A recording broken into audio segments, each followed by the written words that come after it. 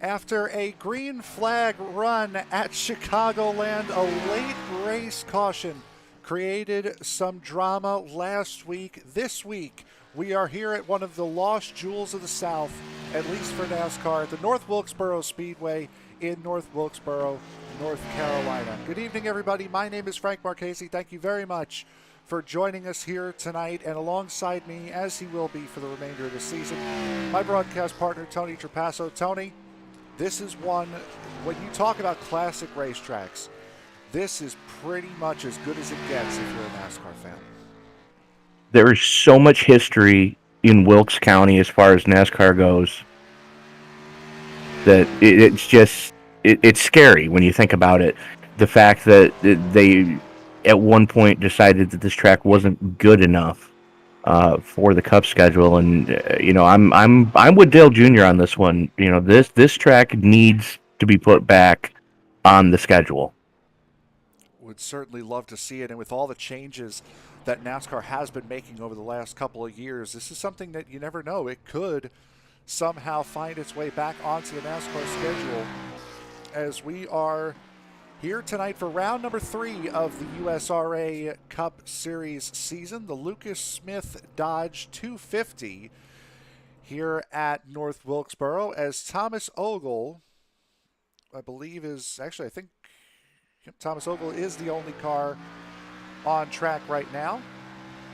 So we see high above this North Wilkesboro Speedway. Thomas Ogle coming into this race after having a very good run at Chicagoland last week, comes in with the points lead here tonight. First lap is 8th on the timing pylon, and second lap, second sector was quicker, but was not able to improve his time. He will start in the 8th position unless this man, Randy Bechtel, has anything to say about it.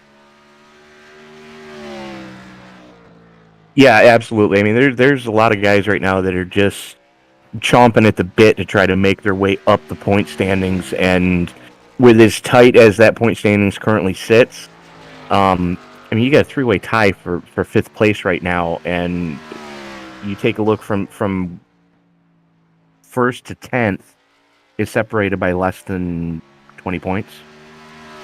It is quite close, as there you see Bechtel going to the 6th position. As we'll bring that back up here in a second. Just needed to a little bit of an issue as far as spacing. John Leach in the number 48 is on track right now. So far, slowest of the qualifiers at an 18:09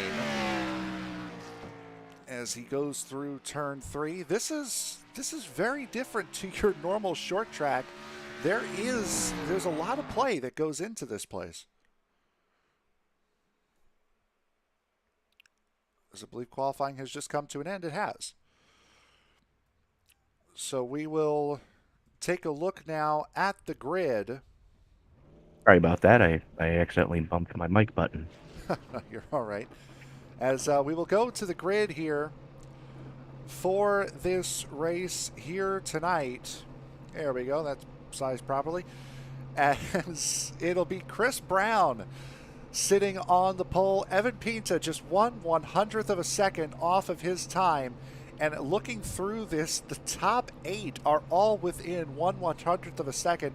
Eric Holly in 3rd. Matt McKean, I believe, is making his debut here tonight. Make up row 2. Jamie Leach and Randy Bechtel make up row 3. Chase Barry and Troy Torgerson in row 4. Row 5 will be Thomas Ogle and Tommy Cannon. Row 6 will be Alex Huffman and Jordan Smith, the 2 race winners on this season, both making up row 6. Row 7 will be David Carpenter and Roy Lehman's. Row 8 will be Robert Dudley and Aaron Diefler, who was the quickest in practice, Tony. Row 9 sees Ryan Jones and Jeff Pogo roll off. Dan Dill and Steve Holmes are going to roll off in row 10, with row 11 seeing Justin Winters and Jared Hagedorn. Row 12, we see Doug Westcott and John Leach. Leach was the last car to actually post a time in qualifying. Jeff Chandler, Luke LaFaro going to roll off in row 13. 14, we see Jeff Winter and Cody Levitt, and Zach Calloway and Mike March going to start shotgun on the field in row number 15. So there is your starting lineup here for the race tonight as we get set to go for 180 laps. Because this is a short track, we're going to be doing 2 formation laps here. So 180 laps here tonight for these guys for round 3. Tony, we were talking a little bit off air what we were expecting out of this race here tonight. What are you looking at as far as this is the first short track that we've run with these guys? It's not a slight on these guys when I say this, but I'm expecting carnage tonight solely because this track is notorious for eating right side tires. And with the way that turn 4 will jump out and bite you, and turn 2 will jump out and bite you, both on the exit, I'm expecting some torn up race cars before the night's out. Short track racing is, especially on iRacing, that tends to breed these races that tend to be a little bit longer than others. But as they head down the back straightaway to get racing here at one of the classic tracks in NASCAR history, we thank you very much for joining us here this evening for round 3 of the USRA Cup season. Pace car is off. Chris Brown leads them down, and we are racing here at North Wilkesboro Speedway for round 3 of season 5 of USRA. Brown and Pinta in lockstep as they haul it down the back straightaway. Pinta with a great run, a great drive coming off of turn 2. Going to command the lead coming off of 4 because of it and lead the first lap. Brown going to slot into second, and there's a gaggle of cars, and we were already under caution. Yep, I just seen that out of the corner of my eye there. That was right at the top of the screen. I think that was Tommy Cannon is the one. I believe Douglas Wolcott may have caught a piece of that as well. As you see the back end of this field here, as we'll take a look now at the incident. No, it happened in front of Cannon.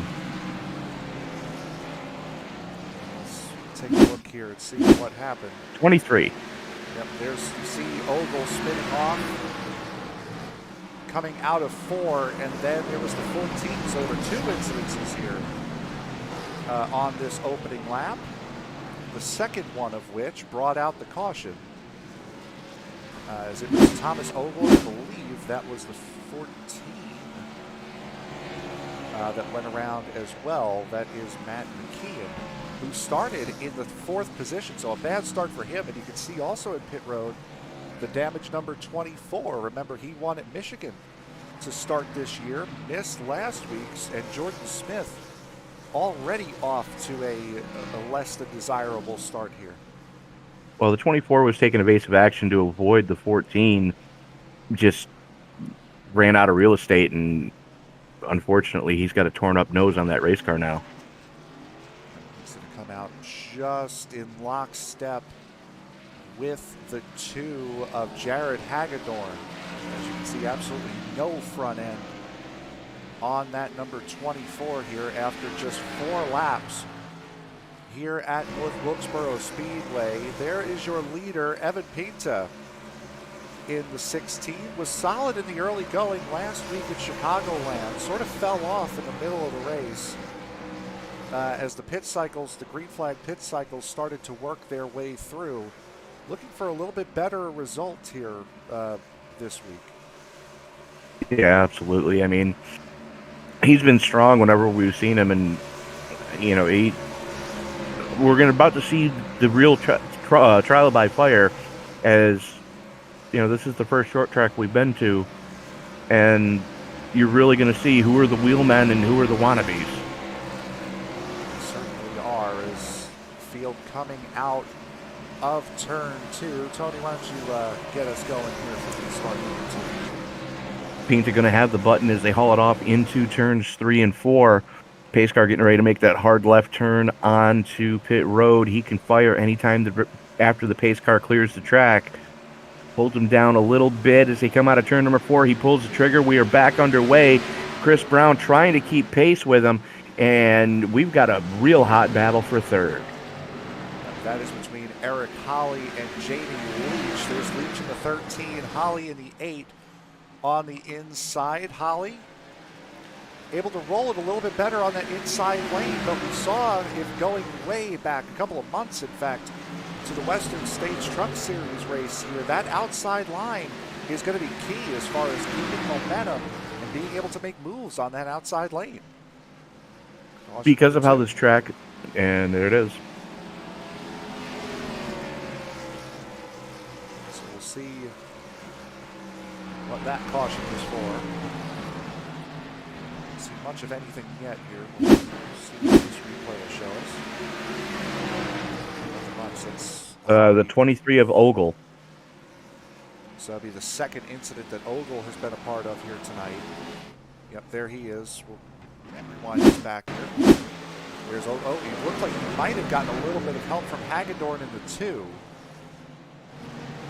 If he didn't get any help from Hagedorn, it was certainly close. But again, It looked like there was a lot of net code going on too. Yeah, that's what it looked like. Unfortunately, it had started right as we had picked up that replay. But Thomas Ogle, as we had mentioned, was the points leader going into tonight. Had a very good run last week at Chicagoland. And unfortunately for Ogle, the same luck has not fallen his way this week, as he's been a part of both cautions here tonight. Yeah, that's definitely Lady Luck is not on his side, as the saying would go. But yeah, we're getting back to what you were saying before the caution flag flew. The way this track is banked, this was one of the first experiments in progressive banking. So as you move up the track, it does get slightly steeper. And with as tight as the corners are here, you really need to run that second or even third groove to carry as much momentum through the corners as you can. Think of it as a smaller version of Darlington.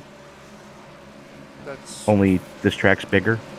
It's fair to say. And the race that we go to next time out, which will be, I believe, the 3rd of December, that will be another test in progressive banking in Kansas, which we'll get into in a little bit here. But that's where the series goes next, is Kansas for round 4. So as the pace car gets ready to duck on off yet again here, about to go on our 3rd restart. Pita on the inside gets another good jump, and we are back racing.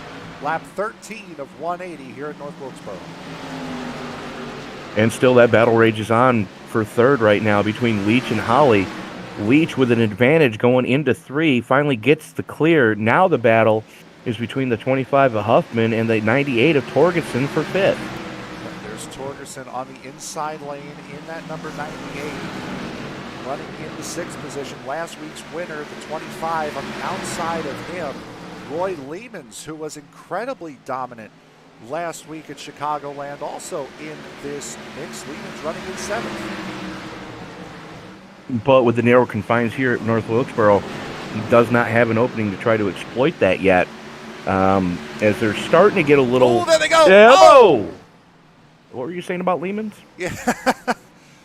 That was Pogo, Torgerson, and Lehmans, and I don't really think there's much describing that needs to be done there.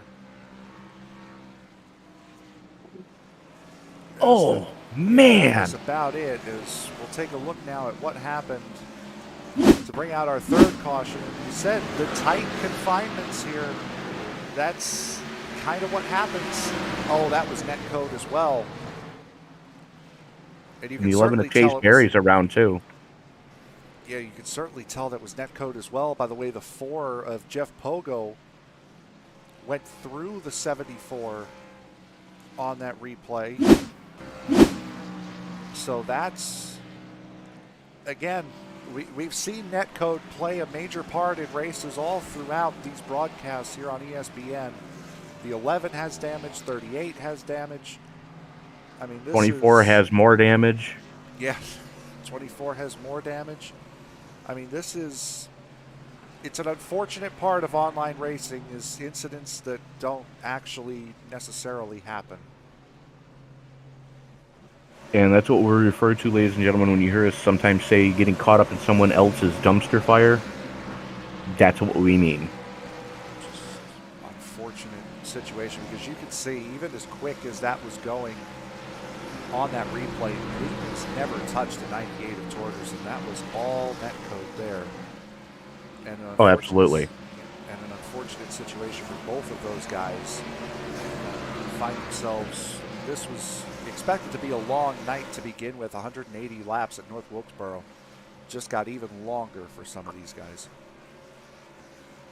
Yeah, and you hate to see it. I mean, especially with, you know, how well some of these guys have run already this season.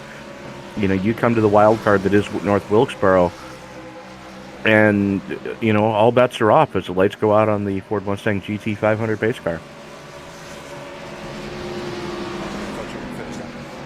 As, once again, not really missing much as far as passes up at the front. Pinta, Brown, Leach, Holly, Huffman, the top five. Bechtel, Carpenter, Jones, Holmes, and Diefler in there as well, as they just flipped around on me. So as the pace car about to come back into pit road again, about to start lap 20 here at North Wilkesboro. We are back racing once again. And once again, it's Evan Pinta leading the way. And here's something I don't know if they considered when they set this session up, as it looks like the sun is already starting to go down. And I don't think there's lights around this place. As you can see, the sim date that you can see on the side of the screen, it's May 15th. It's already about 4:30 in the sim. So that's what you're looking at as far as the time. So we're simulating late spring, early summer at 4:30 at the moment. So it does look a little bit darker, I think, than it actually is around this circuit. I will definitely give you that. Absolutely. As Pinta, Brown, Leach, Huffman, Holly, and that's your top five. Then you got Betchel, Jones, Carpenter, Holmes, and Wolcott rounding out your top 10, as these guys are just flat getting it right now, starting to figure it out, starting to understand what they need to do to survive North Wilkesboro. Number 72 of Douglas Wolcott making the move, getting into the ninth position. Wolcott up 14 positions from where he started here tonight. So that's 72 back under caution, making some moves, and here they are back under caution here for the fourth time tonight. The 14.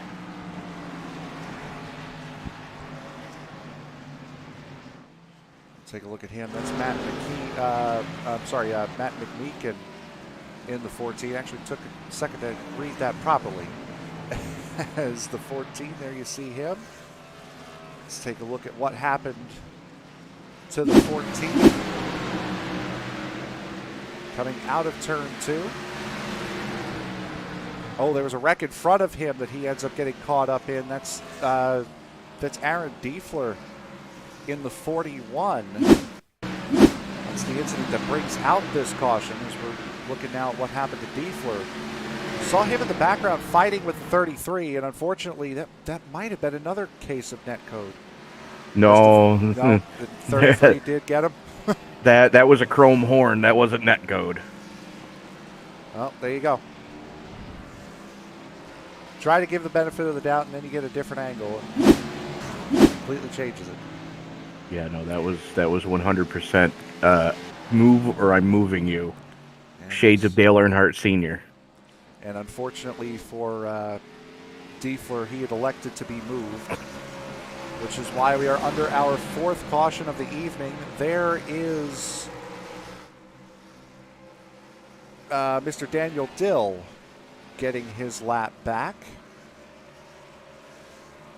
So as we get set to go through here one more time. Lights are still on the safety car. Now this is going to come. We've had a couple of very quick cautions here to begin this race, but now that was the longest run we've had so far.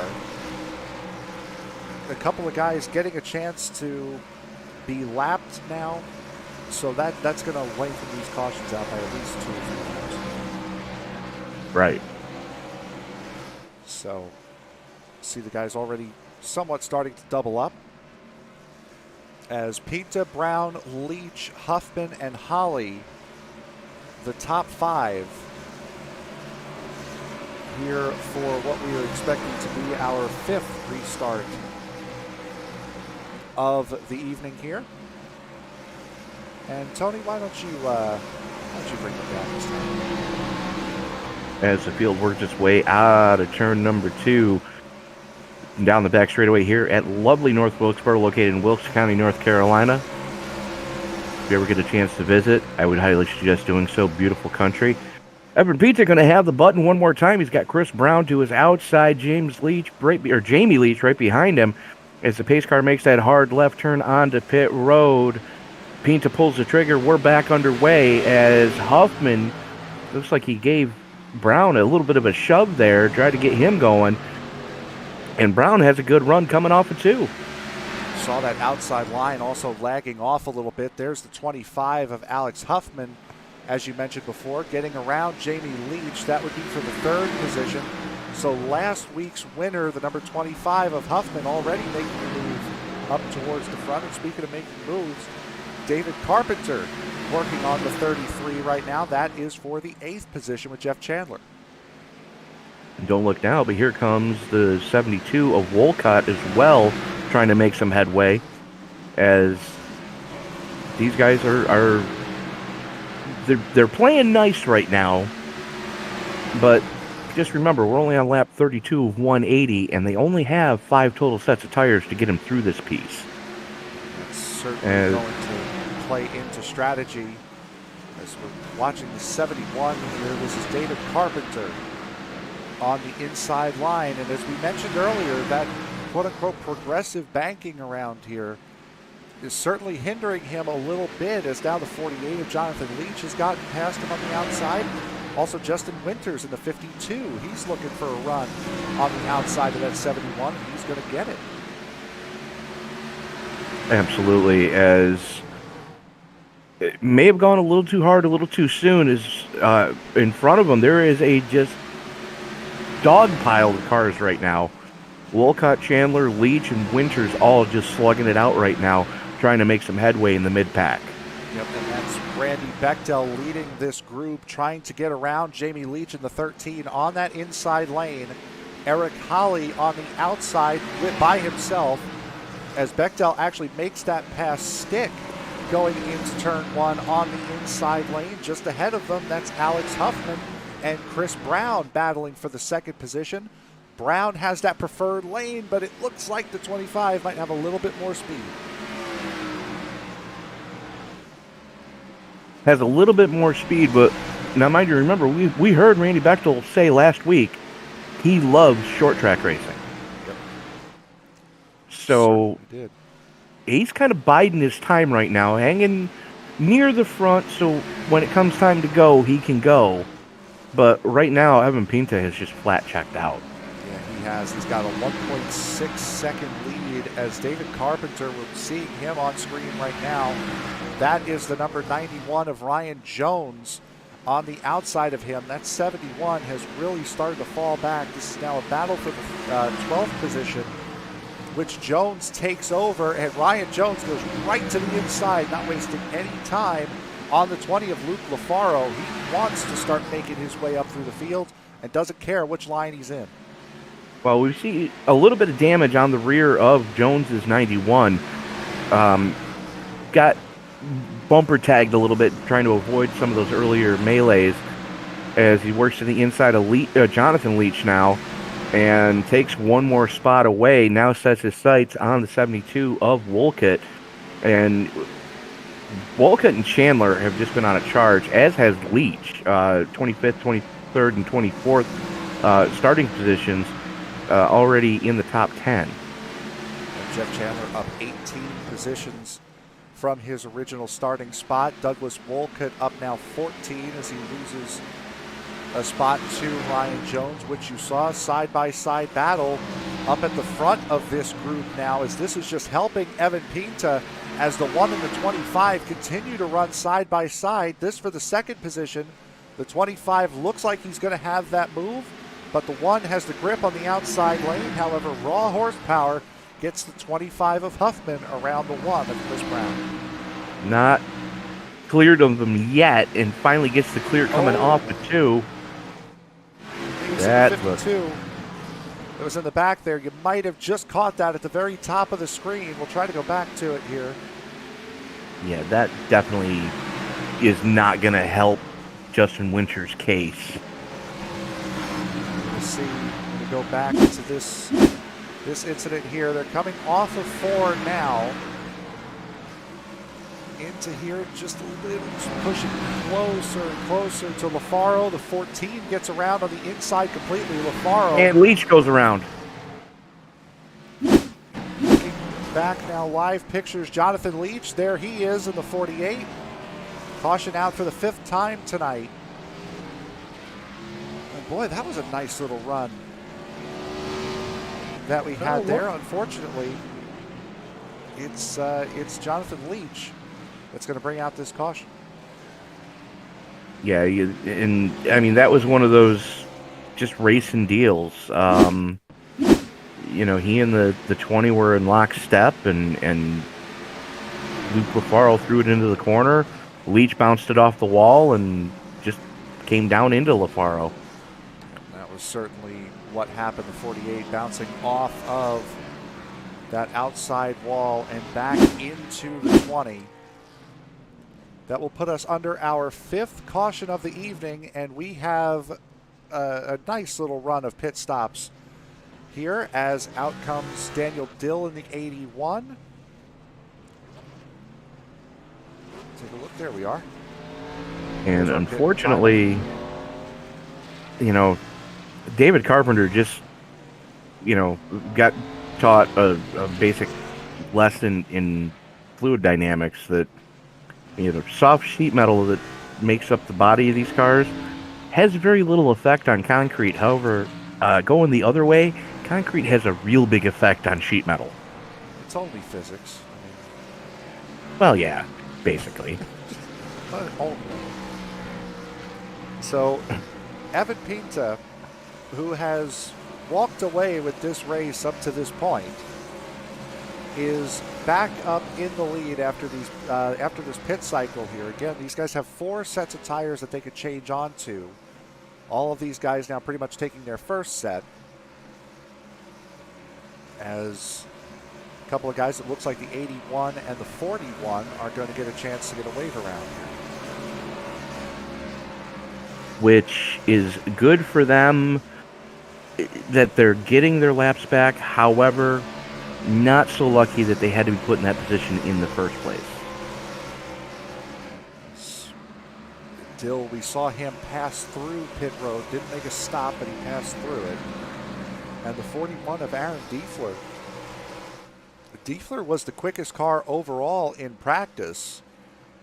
Unfortunately, didn't get the qualifying effort that he was looking for, and Diefler had to start a lot further back than what we were probably expecting to have him start off in. And this just in, Steve Holmes in the 9 popped for speeding off. That's not good. No. So we'll take a look at, try to find that 9. There he is, Steve Holmes, sliding to the back of the field in that number 9. You'll have to go to the tail end of the longest line on exit. That's the speeding exit penalty. But Tony, bring him down again here at lap 50. Pace car gets ready to make that hard left turn as they come out of turn number 4. Pinta has the button one more time. Chris Brown right there with him. Alex Huffman to the inside this time. Let's see what type of trouble he's going to cause for Brown. Not so much, as Brown gets a decent restart on the fresher tires, gets a run off of 2, side by side with Pinto as they haul it off into turn number 3. And also fighting in the back, Jamie Leach, Douglas Wolcott, Eric Holly. Wolcott has that outside line now as a battle for the lead going here as it's Pinto and Brown. Brown with the run on the outside lane is going to make it stick, at least for right now. There's the 25 of Huffman getting into the mix. The 1 will lead the lap, but Pinto refusing to let go on that inside lane. See that they're starting to get some rubber built up in that second lane, and that's going to pay dividends as this race wears on.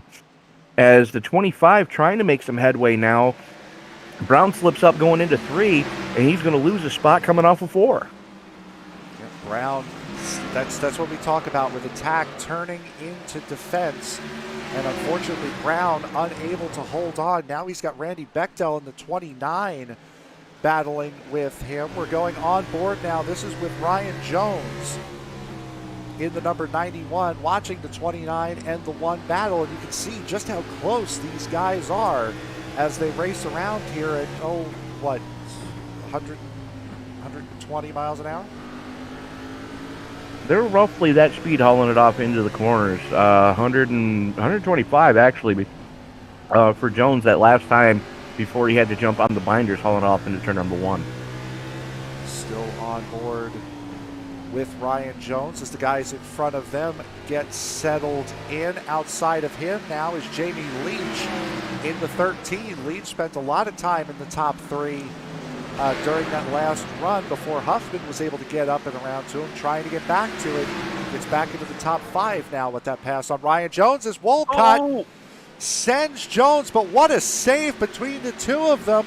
We stay green, but that's going to cost Wolcott at least 3 positions.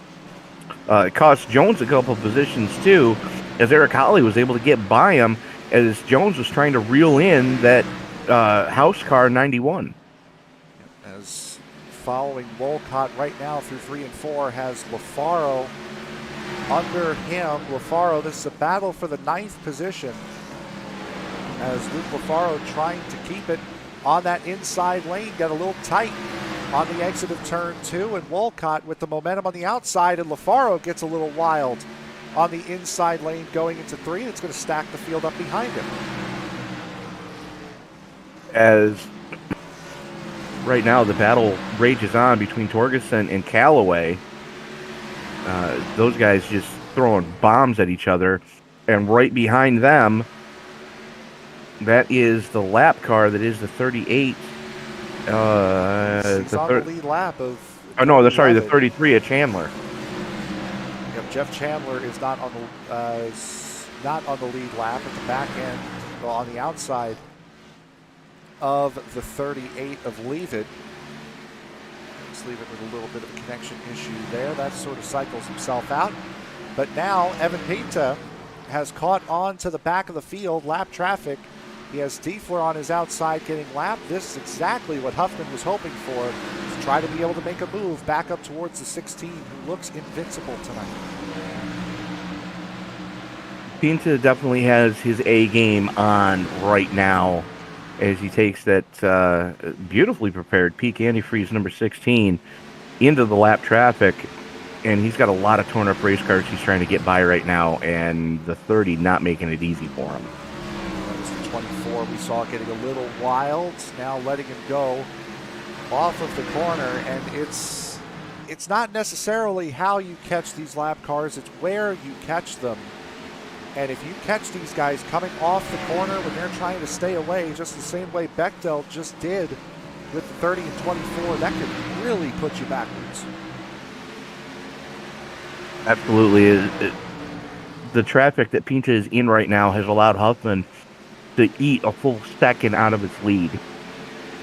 We're watching Bechtel, Brown, Leach, and Holly try to work their way through this lap traffic here as we go back up to Alex under caution. Huffman. Yep, we are under caution here for the 6th time tonight. Robert Dudley in the 49. But there he is now missing Ooh. the front end. That could Wait take till a you look see at what why. happened. And, got a tail slap from the 38 and sent him right to the inside wall hard. I know hockey season's getting ready to start, but that was the definition of a hip check right there. Yeah, I know, right? As we see these guys now faking their way onto and off of pit road. And you'll also notice something, with this being a 1987 layout, pardon me, no safer barriers here, all concrete walls, so these wrecks are going to hurt these race cars. Very much so. And it's simple physics and mechanics of materials that sheet metal is not anywhere near hard enough to hurt concrete, but concrete will do a ton of damage to sheet metal and plastic. So you see the lap cars of the 2, the 48, and the 30 heading into pit road now. That'll bunch the lead lap cars up, so no wave arounds will be afforded here on this round of caution here. We're working on our 6th caution of the night here, working lap 69 of 180. Evan Pinta has been in the lead for a vast majority of this race. Alex Huffman in 2nd, Randy Bechtel in 3rd, Chris Brown in 4th, Jamie Leach in 5th. That is your top 5 around the North Wilkesboro Speedway, round 3 for the United Sim Racing Association's 5th Cup season, which we are more than happy to bring to you here on ESPN. And you've been seeing the broadcast sponsor, the main broadcast sponsor, flashing up on the top right-hand part of your screen. That is Diecast Nuts. Tony, please tell the fine folks about the services that Diecast Nuts provides. Diecast Nuts is a community-driven forum that allows you to share your collection of diecast, be it planes, boats, trains, trucks, cars, race cars.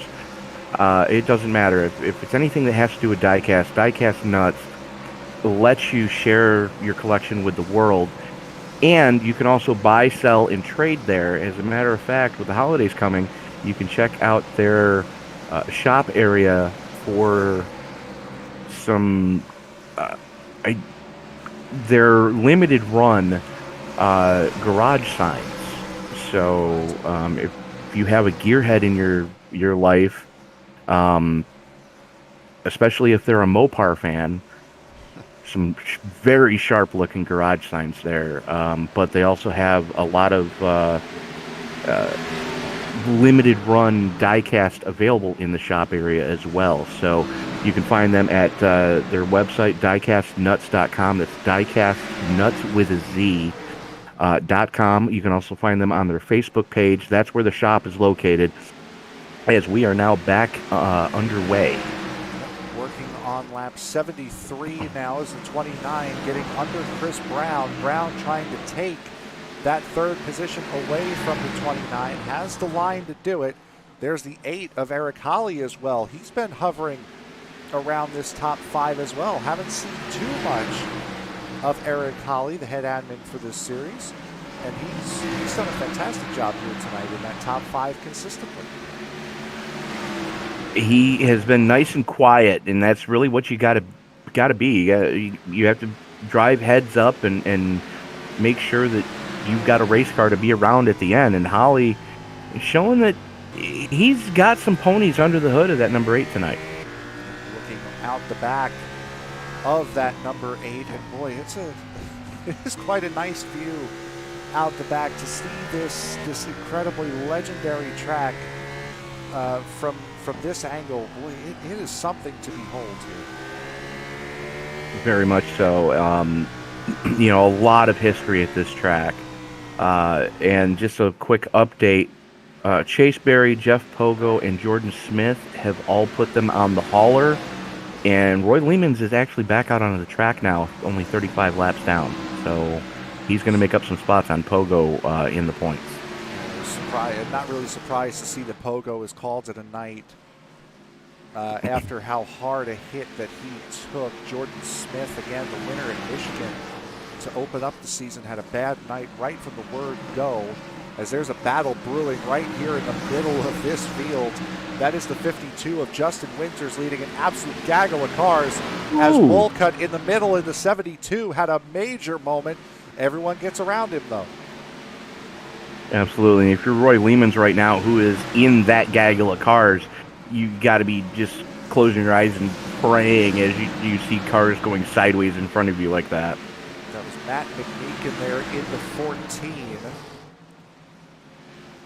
trying to stay out of the back end of that number 72, as there's on the outside lane there, that's Jared Hagedorn in the 2, followed by Tommy Cannon in the 47 on that outside lane. Those guys, I do not believe, are for position for these guys. No, they are not. No, but Cannon is racing with Mike March in. Oh, there's the 72 again. Got sent and was able to save it. That was off the front bumper of the 14.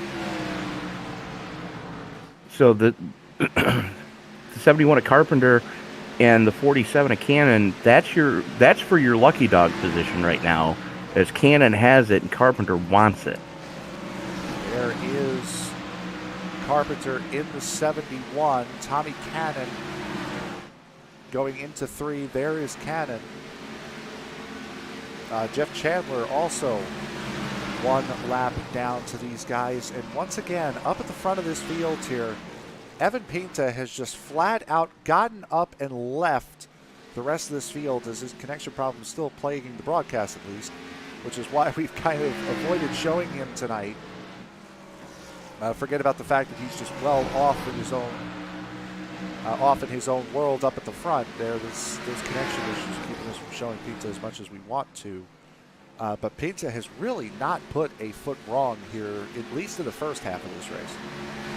No, he hasn't, but somebody that did put a step wrong is Steve Holmes, who just got by the number 1 of Chris Brown. Brown is backsliding, drops to 6th, and Holmes, after having to go to the tail end of the field after one of the earlier pit stops, just now got back into the top 5, and he's working the inside of Eric Holly. He has to have fresh tires. That would be my assumption, as Holmes, getting through this field with great haste, gets around Holly. That is the 4th position right now for that pink Hooters number 9. Absolutely. He's on a charge right now. One of, if not the quickest cars on the racetrack right now, one of the very few at least running in the 17-second bracket, is the 9 of Holmes, and he's almost right on the back of Randy Bechtel in 3rd. As Bechtel and Huffman still haven't gotten that one figured out, as they're still battling with each other instead of trying to reel in Evan Pinta, and that's why Pinta has 2 seconds to the good over them right now. There is Pinta on an island by himself, the 33. You just saw him flash. That's Jeff Chandler, 1 lap down. So Chandler trying to avoid going 2 laps down here. As you can see, the group behind now has turned into a trio. That is Randy Bechtel in the middle of this group, and this 9 of Holmes has just come flying right up to this group, and you can see the lap time difference down at the bottom of the screen. Holmes, before catching this group, 0.2 quicker every single lap on Bechtel, as, boy, it looked like Huffman was having an issue going into 3. He was. He caught that. There's a big bump because there's a transition, and I don't know if the cameras are going to be able to pick it up, but where the haulers come into this facility, right in the middle of the back straightaway, just on the other side of that is a large bump that drains the surrounding pit area. The track is built down into the ground. So they put a drain in going into turn 3 so that it doesn't flood the track. It goes under it and fills the infield as opposed to filling the track itself. which means that after a rain, they could still race, just your hauler is basically stuck. As we But are that bump can really catch people out at times. looking at these three battle for second, Huffman, Holmes, and Bechdel. Holmes has really turned it on here as we start lap 94 of 180 laps here tonight. Only 6 cautions so far here at North Wilkesboro. Evan Pinta has up and left this field. He has almost a 3-second lead on the rest of this pack and is benefiting from a lot of clean air right now. And last week's winner, Alex Huffman, is putting up one heck of a charge to try to get up to him. Just Pinta just appears to be that much better tonight. As right now, Huffman with the clean air, Holmes trying to get by, and you can kind of see what happens. When you get up to somebody, you really have to point that nose to get into the clean air, and you have to go where they're not running. And unfortunately, Huffman's able to keep it wound up in that second lane, and I'm wondering if Holmes may have burned his tires off too soon. He might have. That entry, turn 1 and 2 does appear to be a little bit tighter than turn 3 and 4 is, at least at the center. And if you enter too low through 1 and 2, you catch that grass where the grass comes out in turn 1 and 2. You'll be able to see it here on the broadcast, right where that grass comes to a point there. It does seem to catch you out a little bit just as you get through that corner. It doesn't make the corner as smooth as 3 and 4 is, with the grass just being right on the inside of the turn. You are correct with that. There are 2 different radiuses of corner. The exit of 2 is more squared off than the exit of 4. So that really can wreak havoc when you're trying to set a car up to begin with here. But, the aero push is definitely real. Yeah, it is a short track, but these cars are so aero dependent. And according to what they just did at the test in Charlotte and the real world this past week, I think it's going to get worse once the Gen 7 comes out. And that's not what we wanted to hear. As we have hit the century mark here tonight, working lap 101. We're looking back. This is the battle for 10th position here between Jamie Leach in the 13, Justin Winters in the 52. Luke Lafaro is in this group as well, and there is the 23 of Thomas Ogle, who came in tonight as the points lead. And boy, oh boy, that 20 had one heck of a moment coming off of turn 4, still sliding up in turn 1, able to keep it straight, and now is going to have to fight off Roy Lehmans, who is not for position. Fortunately, is only going to lose track position right now instead of actual positions, as Douglas Wolcott is the next car for position there. He is in the 72 behind the 20. Somebody that did lose actual position on track is Steve Holmes, as Randy Betchel got back by him. And like I said earlier, I think Holmes may have gone too hard, too quick on those fresh set of Goodyear Eagles. And from the sounds of it, we're getting ready for some green flag pit stops. It does appear to be that way. This has been the longest run of the night, as that 29 looking ever more threatening on the back bumper of the 25 of Alex Huffman. And the 1 also looking for a move, trying to get around the 8 of Eric Holly. Has that line on the outside, as you mentioned, the progressive banking. Will be able to have that momentum on the outside lane and clear the 8 of Holly going into turn 1. Also McMeekin in the 14 in there as well. Drives right under the 8 going onto the back straightaway. Look, Betchel throwing hand grenades at Huffman right now. Just Chuck Liddell style haymakers, and not being able to get anything done other than burn his own tires up, as that second lane really paying dividends already, as we're inside 80 to go. Yeah, and that's one of the chief complaints that you hear about iRacing is that these cars cannot race side by side for a long period of time. And it appears to be that outside lane that always seems to have the advantage. It may not be the quickest line around any given track on its own merit, but once you start putting these guys side by side, that outside lane has a life of its own, and you are really able to defend, especially at a short track, on that outside lane a lot better than you can make an attack on the inside. Well, that's because you're basically pinching the inside guy off. In order to make that inside lane work, you got to let the car run out to the wall, and with another car there, you're losing 5-6 feet. So you've got to really be off the throttle. But it looks like Bechtel going to use the lap car as a pick right now. That is the 41 of Aaron Diefler on that outside lane. The 25 will fall in behind the 29, so there is a change for second position. These two battling 5 seconds behind this man, Evan Pinta, who has clear racetrack ahead of him after getting through and still putting time down on those guys, even though he was working in some lap traffic. Yeah, that's nothing short of impressive. With you just take a look at his lap times that he's been running. He's at least a tenth to 0.3 to the good over the entire field right now.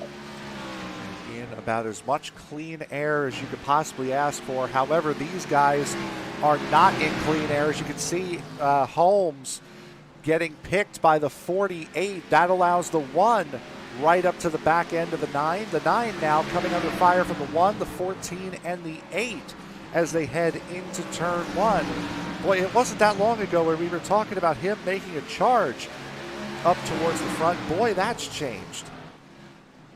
Absolutely, and it really tells who's better on good tires and who's better on old tires.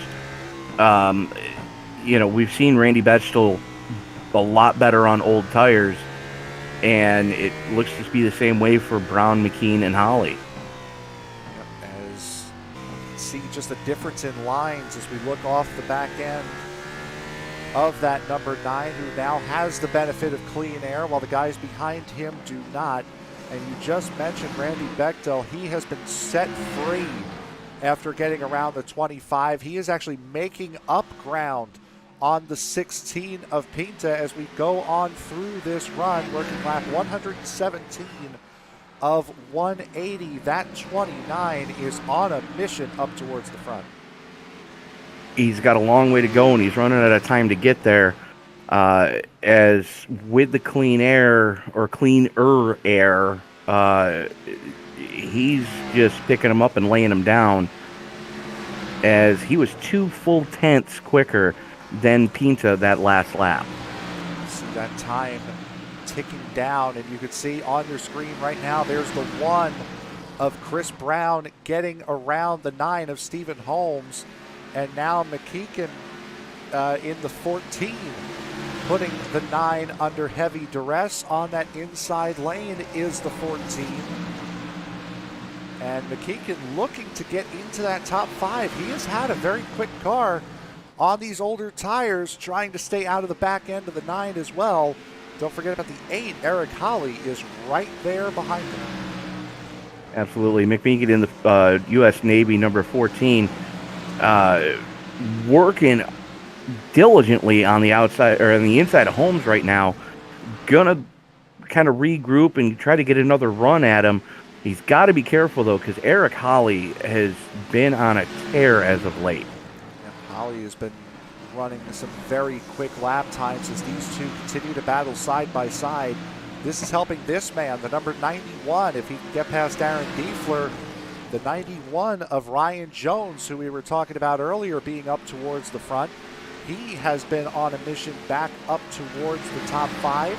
Troy Torgerson, who was involved in one of the earlier incidences, is now back up into the top 10. Thomas Ogle, the points leader, running all alone right now in that 10th position. In the 10th position, but still on the lead lap, where at one point he was 2 laps down. So The fact that he's back in the top 10 and on the lead lap and only 12 seconds back, that's nothing short of miraculous. It absolutely is not. And we'll look back up here at this 29 because he has been taking bite-sized chunks out of the lead of the number 16. There you see on the bottom right corner of the screen the gap and how that gap has come down little by little every single lap. That number 29 is on the move up towards the front. Absolutely. And I think Pinto realizes that he's starting to get reeled in now as he turned the wick up on that last lap where instead of pulling a full tenth, he only gave up half a tenth to Bechtel. Let's see what happens this time. A little bit less than that now, as a matter of fact. 13 hundredths of a second. Sorry, 13 thousandths. Bechtel running a 19.5 last lap. Pizza running a 19.6 on the past lap here. We're getting ready to get into green flag pit stops, and before we do, we will take a quick break before we take you to the rest of this race. Working lap 128 of 180. We will be back right after this.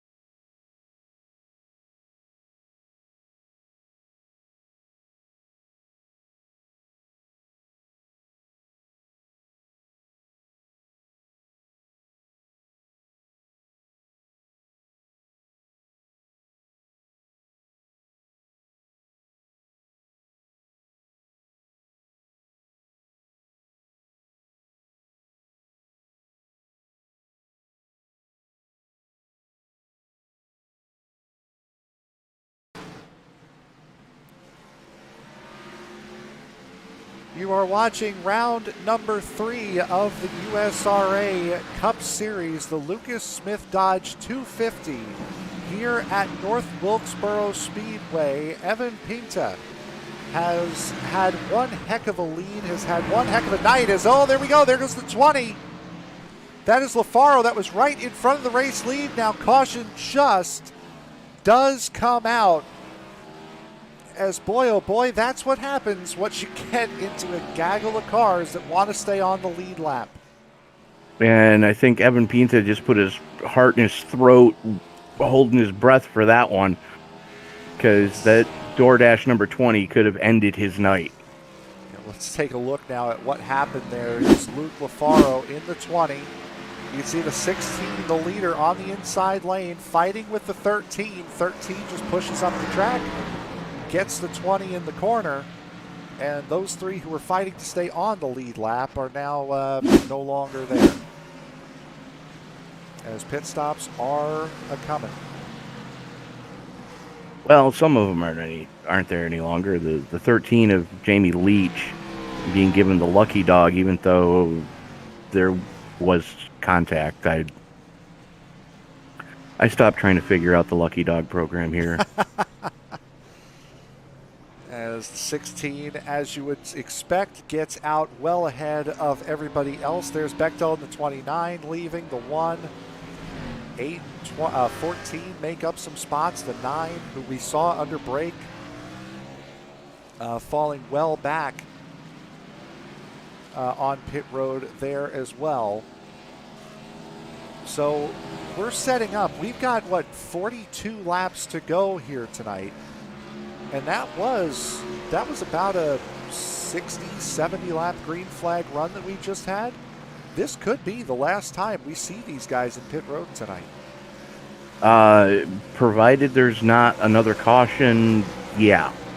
I dare say that we just witnessed the money stops for everybody. And it's going to be fun to see what happens here now that Bechtel is going to be within striking distance of Pinta and on fresh tires with him. Those two have, just been it all night long as far as being able to keep their car in the position that they need to keep it in. And we saw Bechtel just eating a chunk out of Pinta's lead just before that caution came out. Bechtel, the pole sitter last week at Chicagoland Speedway, the eventual winner of that race was the driver of the 25, who, unless I'm missing something here, has completely disappeared. Huffman has gone down to the 13th position. There he is, getting a wave around in that 25. Let me go back and see if I can figure out what the heck happened to him. With that, the safety car is going to come in this time.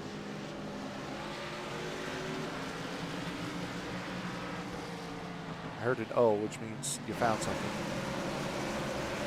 Well, not yet.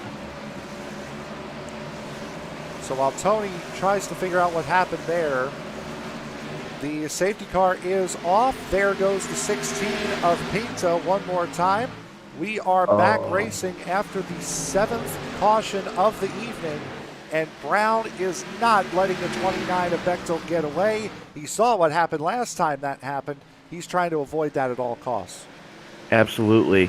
And just an update on what happened with the 25. He pit under green just before the caution came out and got trapped in pit road. And that's unfortunately what happens sometimes when you get in these long green flag runs. So the 25 of Huffman running in the 13th position. He is on the lead lap. So now he's got to make his way up, hope for a couple of cautions. But right now, that second place runner, Chris Brown, looking incredibly good, as Evan Pinta last time around set a 17.630. That would be the best lap of the race. That would have also put him on pole had he done that in qualifying. And Pinta started in second, so second and third have flip-flopped. First and second, have flip-flopped, as Eric Holly has made a move around the 29. I think the question now is not can Bechtel get up to the front, is how long is it going to take before his tires really start to kick in to where we saw him do what he did that last time through. The last time it took about 30 laps, and fortunately he has exactly 30 laps to try to get it done, but as we've seen time and time again, getting to someone is one thing, getting by them is a completely different one. And how hard is Pinta going to go out and get that lead stretched out before Bechtel can get clear again? As he's now working on the inside of Holly, trying to get third position back. Only time's going to tell.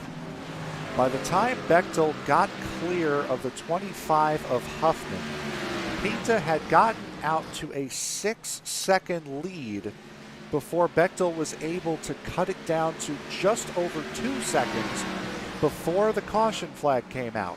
Bechtel is now 2.5 seconds behind Pinta at the moment. However, the difference is he has 2 cars he's battling for position in between himself and the leader, trying to make it one as he looks under Eric Holly. And here's the thing, it doesn't look like Bechtel is slower on fresher tires. It's Chris Brown and Eric Holly.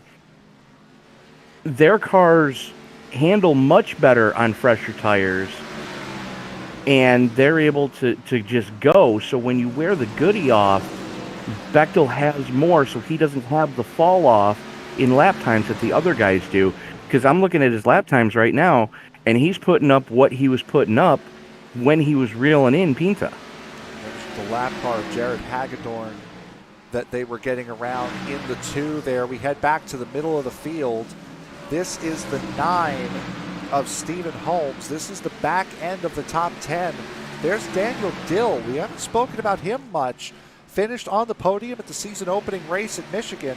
Now behind the lap car of Wolcott, trying to make up time, make up position, as now he's really pushing the back end of that 72.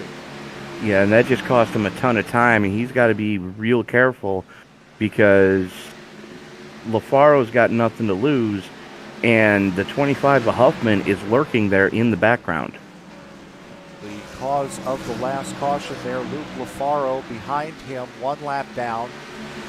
Behind him is Tommy Cannon, as you are right. The battle for third really brewing as Bechtel gets around the 8 of Eric Holly, now trying to set his sights on the 1 of Chris Brown.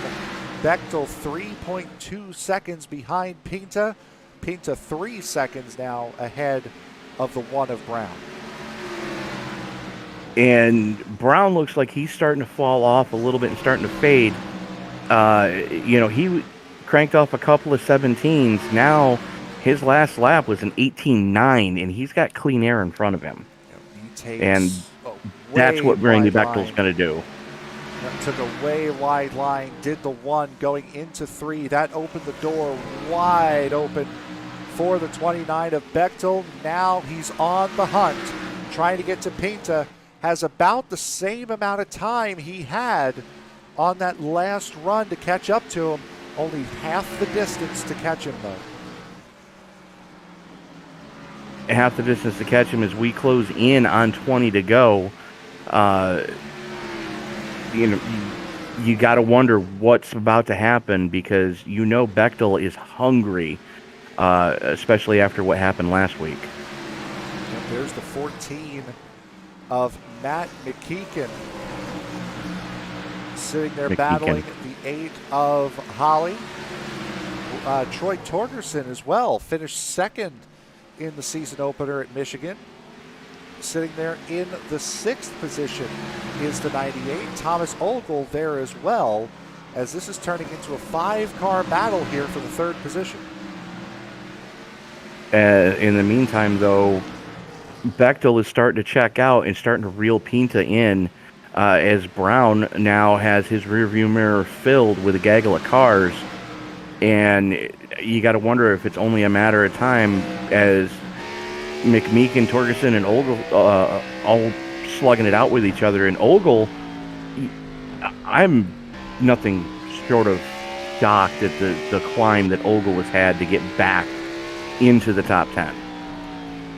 See out the back of Chris Brown now at 4th through 7th, battling each other. As boy, Holly got really close to that wall, right at the cutout of that wall. Again, as you mentioned earlier, for the trucks to get into the circuit, that battle starting now to fizzle out just a little bit. Is a little bit behind that. I believe that was the 13 of Jamie Leach, who is the first car not on the lead lap, running in the 15th position making his way around the 91 of Ryan Jones, who currently occupies 8th. As that battle for 4th rages on right now, Holly, McMeekin, Torgerson just in lockstep, and they've got Ogle there with them. That those 4 cars starting to lose ground a little bit to Chris Brown, as Brown seems to have figured something out. Yep, Torgerson makes a big move on McMeekin in the 14, not able to make it stick. Was the 98. This is a battle for the 4th position that Eric Holly holds right now in that 8. Just 14 laps to go here in the Lucas Smith Dodge 250 here at North Wilkesboro. And meanwhile, go ahead. I was going to say, at the front of the field, Bechtel is averaging a full 10th to the good over Pinta. That last time, though, dead even. Yep, they ran fairly comparable lap times last time through, as you could see on our lap history chart. There they go. There they are. And boy, Bechtel took out 2/10 away from Pinta that last lap. He's cut that lead down to 2.5 seconds. Was 3.5, down now to 2.5.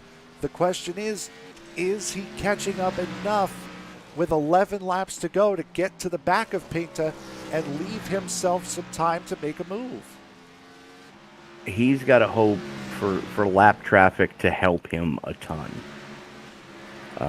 Because Pinta right now, almost a full straightaway to the good. Well, half a straightaway anyways. Not saying much, especially with how short these straightaways are. But Bechtel, about the gap in front of him to Pinta is pretty much even to the gap behind him with Chris Brown in the 1.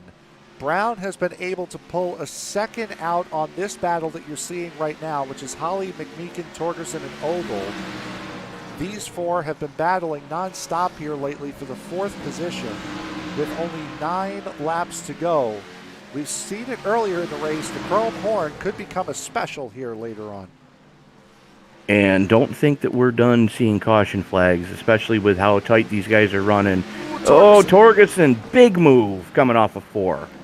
He had a big slide, did that 98, was able to hold position. Doesn't look like he lost too much ground. He lost a little bit of ground, but nothing too devastating, as he is right back on these guys. 7 laps to go. 7 to go. I mean, the 14 of McMeekin is all over Holly right now. And Holly's got to be running for his life, going, what do I got to do to shake this guy? Gonna look on board now. This is with the 14 of Matt McMeekin. You see the back end of that number 8. Torgerson to the inside. We're seeing exactly what he sees. She said, yep, there's Torgerson in the 98, looking to the inside of the 14. Takes it wide. Torgerson trying to get that run off the corner. The 14 has the momentum, but the 18, the 98, pardon me, if you don't beat him on the inside on entry, you're going to really have to fight on exit. Absolutely, and that last time by, they were 6 thousandths of a second separating them. Looks like Torgerson got a good run coming off a 2, going to make it up and get the spot, and now he's working on the inside of Holly, and he's bringing the 23 of Ogle with him. Ogle, ever the opportunist, making this move here. Torgerson trying to make it a 2-fer, getting under Eric Holly. He's got the nose on him, but Holly is going to have the momentum, and the caution flies. Daniel Dill, who was running in the 10th position. There you see him on the inside, facing the wrong way in turn 3. And I think Torgerson was able to make that pass right as the caution came out. And we are going into overtime. Yes, we are. Let's take a look now at what happened to Daniel Dill fighting the 91. This would have been 4 position, and the 91 bounces off the turn 2 wall and right down into the 81. Really nothing Dill could do. Well, I mean, Dill didn't really leave him an opening. I mean, and coming down with 3 or 4 laps to go, which you Oh yeah. expect an opening, as we're Oh seeing no. some guys making a move into pit road. Pinta, Bechtel, Torgerson, Holly decide to stay out. Chris Brown leads a group of guys in. Bechtel, I would have gathered wouldn't have gone. Pinta would have been suicide had he gone because everybody else would have just stayed out. Torgerson, I can see staying out. Holly staying out. The fact that Brown went down and got fresh tires, I don't know if he's going to have enough time. And we've got 3 laps to go, and these are 3 rather short laps around North Wilkesboro. Again, we're only averaging, we'll show you the best times on the board right now. We're talking 17, 18-second laps here around this place. But now the stage is set. Randy Bechtel versus Evan Pinta doesn't have to fight him down, doesn't have to chase him down now. The question is going to be, is he going to have enough short run pace to get around that 16? They've burned the goodie off the tires already, so this is down to pure driver skill. This isn't, two-tire hero time. This is going to be who can put them up on the dash and say, okay, let's go, boys. So we're about to find out. Buckle up, ladies and gentlemen, because this is about to get fun. And they only get one shot at this green-white checker. So if the caution comes out before they catch the white flag here, this race will be official. You see the message on screen. Pace car is coming in this lap. The top 6, Pinta, Bechtel, Holly, Torgerson, Ogle, and McMeekin, did not pit. Everybody else behind them did, starting with that number 1 of Chris Brown. How much will they be able to make up as we go green here for the final time tonight at North Wilkesboro? Pace car will come off of the racing surface. That will leave the 16 to get a great jump. He has Bechtel in his rearview mirror. Green flag is out. Green-white checker time. As Bechtel starts to close in, coming off of 2, now sets his sights on trying to reel him in. He's going to have just over a mile, or just under. Oh, there they go. And there it right is. Behind us, the there 14. It is. Caution is out, and that will do it. It's the 14 of Matt McMeekin, the 91 of Ryan Jones, and that will seal it. 47 of Tommy Cannon involved in that as well. You saw him sitting in the back. We'll take a look at this really quick here. As boy, oh boy, that was just a 4-wide melee as the 1 of Chris Brown trying to make up as many positions as he could. Shoved it to the inside, and 4 wide around a short track. Not really advisable. But coming across the line, there he is, your race winner here tonight. Evan Pinta, who dominated this race from pillar to post, wins round 3 of season 5 for the United Sim Racers Association. The Lucas Smith Dodge 250 goes to this man on screen, Evan Pinta. What a drive. Absolutely. I mean, nothing short of miraculous. He led, I believe he led all 186 laps of this event. He might have missed a couple with the 1, but he led a vast majority of this race.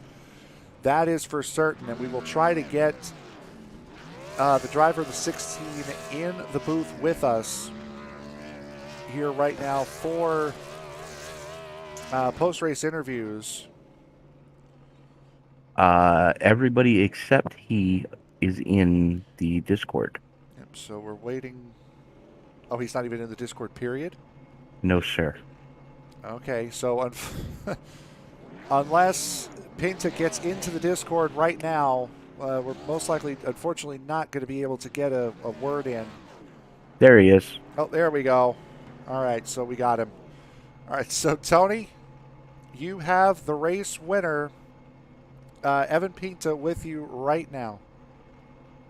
Most laps led, most distance gained as far as lead stretched out at one time, coming home with the victory. Congratulations, Evan Pinta. Yeah, thanks, guys. I mean, I knew I was good here. This is probably one of my favorite tracks, and I knew I had a chance, but before the race, I had some internet troubles, so I was a little bit nervous, and I really thought that the only way for me to have a chance to survive and make a good finish is either stay up front or ride in the back and avoid all the wrecks and just not be around guys. So I think I did the better of the two, and tried to stay up there and pull as much of a gap away as the rest of the field, so I wouldn't have to deal with anybody else or ruin anybody else's races, just so I could race my own race and race the track. Now, what was going through your head those last couple of long green flag runs that we had when the 29 was starting to reel you in? I'm not sure how much you realize that. Oh, I sure did realize that. He's definitely probably one of the best long run guys. No matter the track, he's always going to be there in a long run. I tried to keep not look at it, but I knew he was slowly coming. But I was kind of figuring out ways to, like, all right, I don't know when I'm supposed. I don't feel like I should pit here. I don't know when I'm going to pit. I'm going to pit when this guy pits, or I'm going to pit after this lap. And I was just thinking about pitting. I was actually going to pit. The 25 pitted, and then going into one, that's when I think there was the 20 spun out and caused a caution. I was going to go around and pit that lap, so great timing for that. So I was able to go down with the rest of the field under caution, and then I thought I was just waiting for the caution to come out in those final 10 laps, and then when it did, I was obviously frustrated, but I kind of expected it as well. Well, luck was definitely on your side as far as that goes. Your thoughts, as of course we are going to have next Thursday off due to the Thanksgiving holiday in the States, but the following week on the 3rd of December, we go to Kansas for a night race. Your thoughts going to that track? Out of all the mile and a halves, Kansas is definitely top 2, top 3. And I just love running the High Line. It's just a different track to drive, just a different type of racetrack. So that single groove that it turns into Kansas doesn't bother you at all? No, I mean I'd like to. That place is tough to pass, and I'm up for a challenge.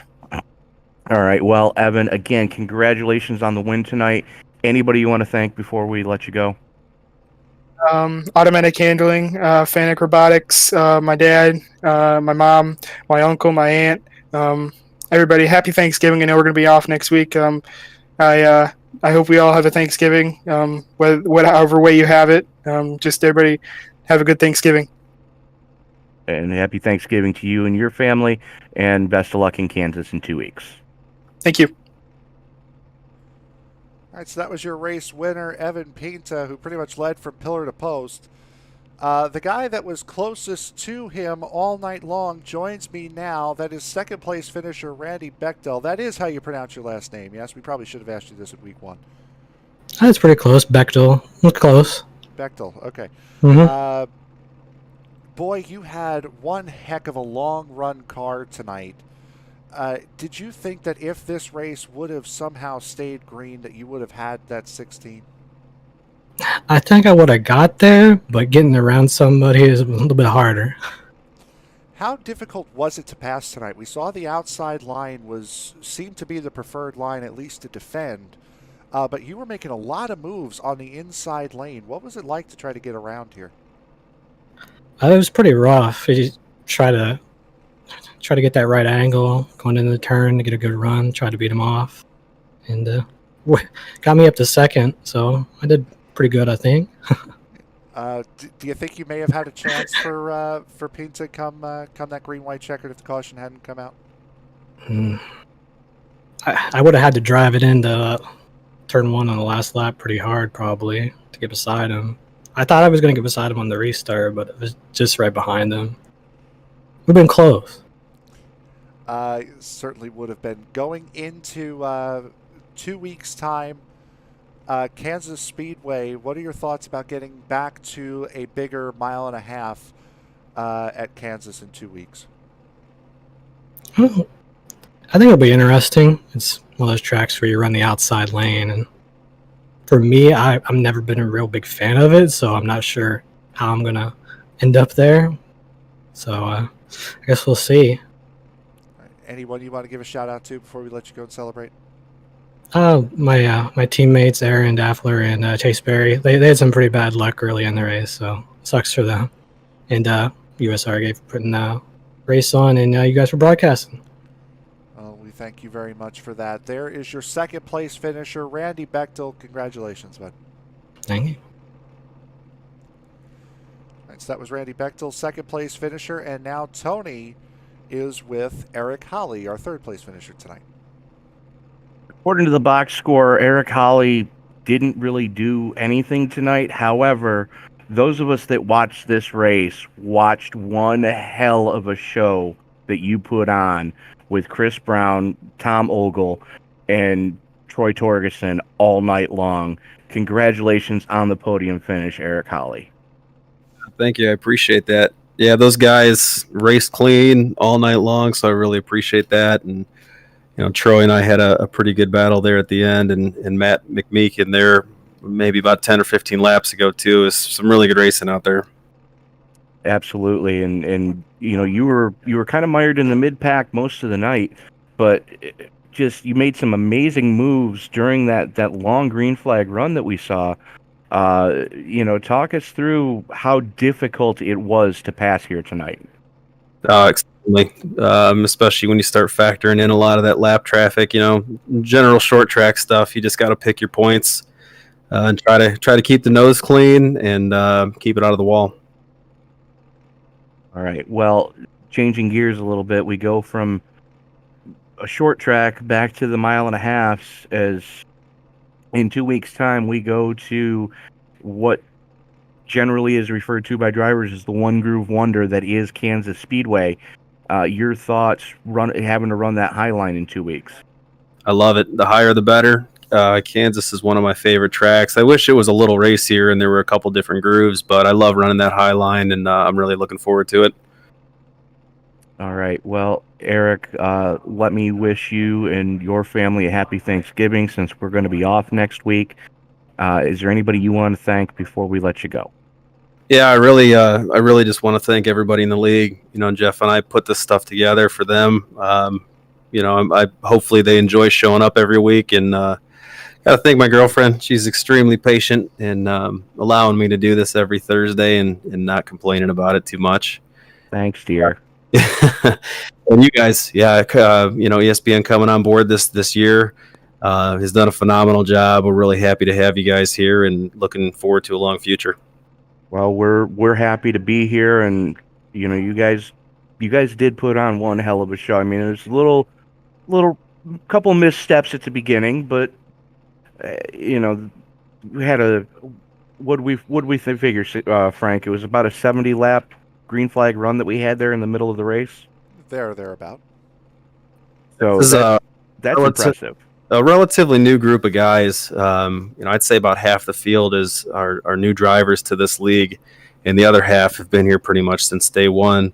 And then add to the mix that this is the first time we've ever run Wilkesboro, and short tracks are short tracks. I get it, but just getting comfortable. I think that's why there were a couple yellows right off the bat. But those will work themselves out. And like I said, I think there was some pretty good racing out there, and I was stoked for those 2 long green flag runs. Well, being as it is the first time you've run Wilkesboro, I'm going to put you on the spot as NASCAR is starting to release their schedules for 2021. Any chance we're going to see a dirt race next season? Oh, man. It's talked about in the admin chats, but I don't know if we'll pull the trigger on that one. We did run a truck race We had a truck series a few years back. We did run a truck race at Eldora, and it was a blast. But it was there's definitely kind of a steep learning curve there. There is, and it's going to be even steeper if you try it this time with the trucks, because now all the trucks are at Knoxville. Yeah, not for me. I'd rather stick to the pavement. Well, we will see you in 2 weeks at Kansas, my friend. And again, happy holidays and happy Thanksgiving to you and your family. Yes, too. Have a good night. All right, so there was your third place finisher, Eric Holly, here this evening. Really quick, I want to show you guys the dive that Chris Brown took here coming onto this final lap. There you see Torgerson and Holly right in front of him. This is going into, pardon me, this was actually a little bit prior to the incident. Now we'll jump on board with Brown. There is Ogle right there. That's on the bottom of 4 wide, and boy, oh boy, Brown certainly made one heck of a move to get himself into that spot, and unfortunately, that's the move that would end the race. Well, I mean, you're coming to the white flag, and at the time he was in 7th place. He had to. He had the fresh tires. He had to try to make that move. If he didn't, that's, you might just as well hang your helmet up at that point. There's a gap. Go for it. Yep, and go for it. He certainly did. But let's go to the results here for the race here tonight, as Evan Pinta takes a dominating race win here tonight at North Wilkesboro. Randy Bechtel coming home in second. Eric Holly, you've heard from those three already, coming home your top 3. Troy Torgerson, Chris Brown make up the top 5. Thomas Ogle coming home in 6th. Alex Huffman was able to recover up to the 7th position. Steve Holmes in 8th. Zach Calloway, who we really didn't mention tonight, we saw him on screen a couple times, never highlighted him, has a very good night tonight in that number 55, finishing in 9th. Cody Levitt in the 38, coming home in 10th. Matt McMeekin, after McMeekin, that was right. After being involved in that last lap incident, falls down to 11th. Jamie Leach comes home in 12th. Ryan Jones, 13th. Justin Winters, 14th. Daniel Dill rounds out the drivers that finish on the lead lap, Tony. Doug Wolcott, the first driver, being scored 1 lap down in 16th. Luke Lafaro in 17th. Tommy Cannon in 18th. The 19th goes to Jeff Winters. Aaron Diefler in 20th. 21st to David Carpenter. 22nd goes to Jared Hagedorn. Not the night he was hoping for tonight. Roy Lehman, same thing with him, coming home in 23rd. 24th goes to John Leach. Jeff Chandler in 25th. Mike March in 26th. 27th to Robert Dudley. Jordan Smith in 28th. 29th to Chase Berry. And Jeff Pogo, definitely a night he would just as soon forget, coming home in 30th. Yep, so that will do it for us here tonight at for the USRA, the United Sim Racers Association. Coming up for the rest of this week here on ESPN tomorrow night, the stream starting at 8:20 p.m. Eastern Time. Sam and Tony will be in the booth for the second round of the playoffs. Talladega, the Xfinity Series for the iRacing East Super Speedway Series. On Saturday will be round 2 of the E-Formula Series at Watkins Glen. On Sunday night, we have 2 races. Tony and Jonathan Leach will be in the booth to call the Ernest King, pardon me, right? Ernie King. Ernie King and I will be in the booth with Kevin Cunha on cameras for the Chris Cup. Yep, and they are going to Richmond, if I remember right. I believe you're correct. That will be on Sunday night, and then right after that, you can join Sam Cooper Bennett and myself for the MPI Cup Series right here on YouTube, on Facebook, and on the iRacing portal as well. And then we're off for a week. No series running at all next week. The first series that you will see after the MPI Cup Series finishes its regular season at Kentucky on Sunday will be the All-Star race for Chris Cup next Sunday night. So only a handful of races to go before we hit the Thanksgiving break. And for myself and Tony Trapasso, my broadcast partner, I am Frank Marchese. Thank you very much for joining us here tonight. And we will see you with the USRA in 2 weeks' time